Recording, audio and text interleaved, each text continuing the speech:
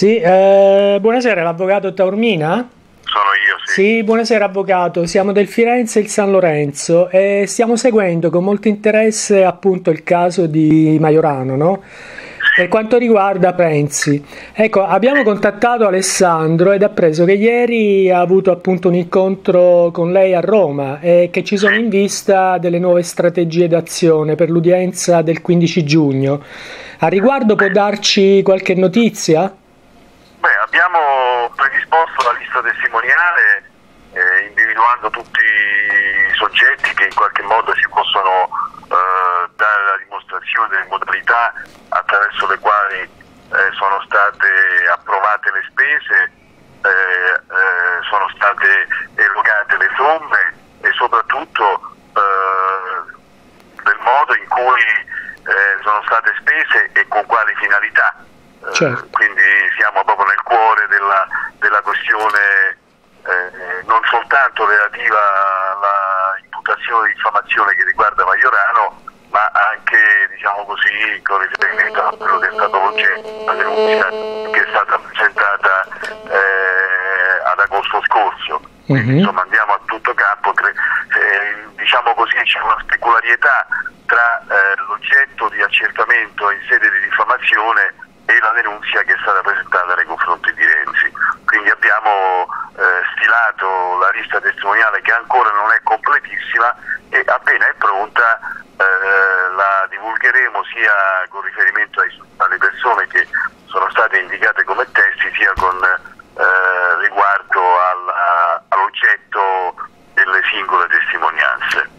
Ecco, avvocato, una domanda che praticamente tutti i cittadini si pongono, ma non è strano che dei giudici si perdano e si occupino della maglietta del Majorano e nascondano, non so, per esempio i 31 milioni di euro dei cittadini di Firenze, la casa pagata dal Carrai, la storia delle escort, lo strano caso del padre assolto da tutte le accuse per bancarotte della Cirposte. Guardi, intanto le voglio dire che per quanto riguarda questi temi ai quali lei ha fatto riferimento, noi, siccome c'è stata una querela ad ampio raggio che ha fatto Matteo Renzi nei confronti di Majorano, ognuna di quelle circostanze, quindi dalle escort ai 31 milioni, saranno oggetto di approfondimento, almeno dal punto di vista nostro, attraverso la lista testimoniale e attraverso la documentazione che produrremo.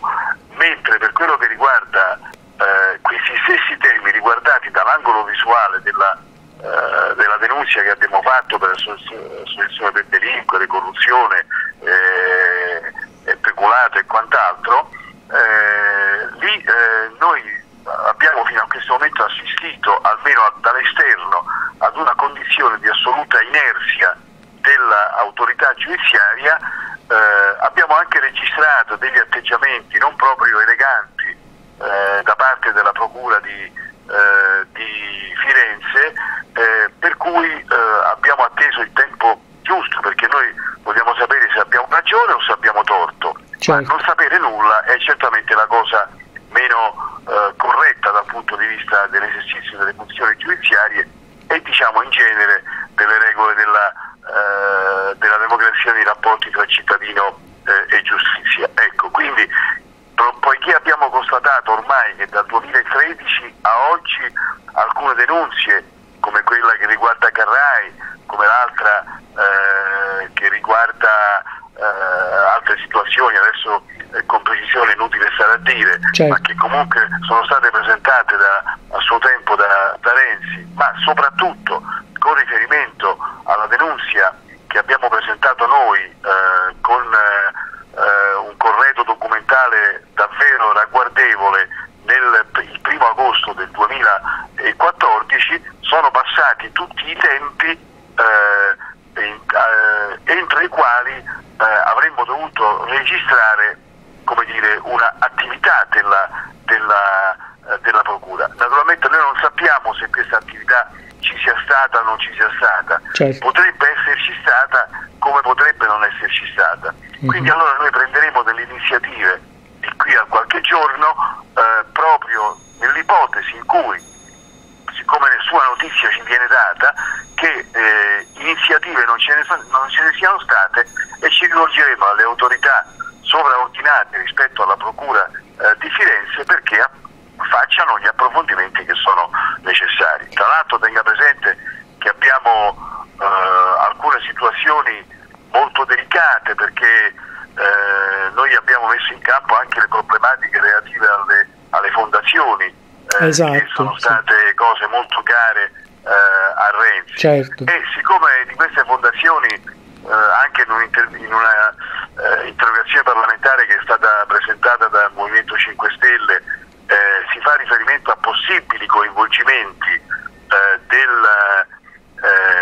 di queste vicende di cui si parla con riferimento ai procedimenti pendenti a Napoli, ma anche a Roma, Mafia Capitale da una parte e le operazioni per le quali Woodcock sta facendo le indagini, e quindi insomma c'è un particolare interesse anche sotto questo profilo. Quindi noi vogliamo fare chiarezza su tutto, nessuno pensi che ci fermiamo, perché il silenzio che abbiamo mantenuto in questo periodo è stato un silenzio di rispetto nei confronti della magistratura, che non ha usato lo stesso trattamento nei confronti di un cittadino, esatto, che adesso si è rivolto per ottenere giustizia. Sì, perché quello che...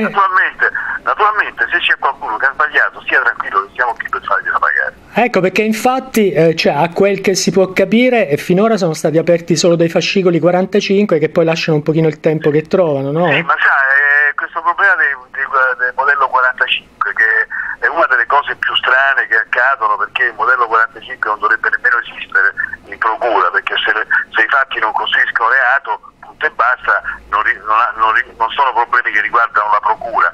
Si capisce che ci possono essere delle situazioni in cui sia complicato capire se c'è un reato, se non c'è un reato. Non mi pare che questo sia il caso, comunque si può anche capire.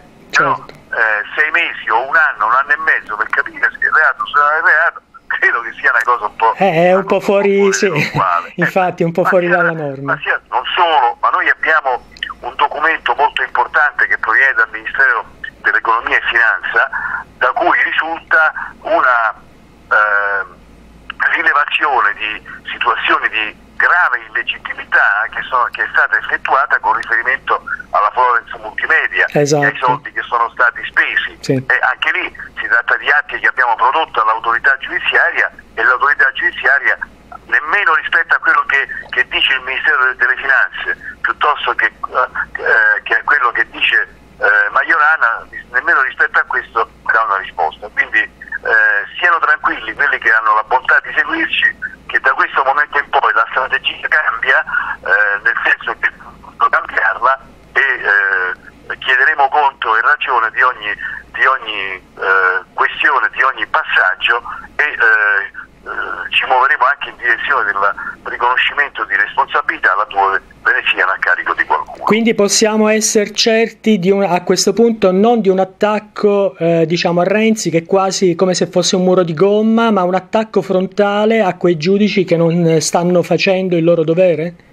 Diciamo un attacco frontale ad una giustizia che non funziona, e in questo caso non funziona nei confronti di un Presidente del Consiglio nella sede dalla quale proviene.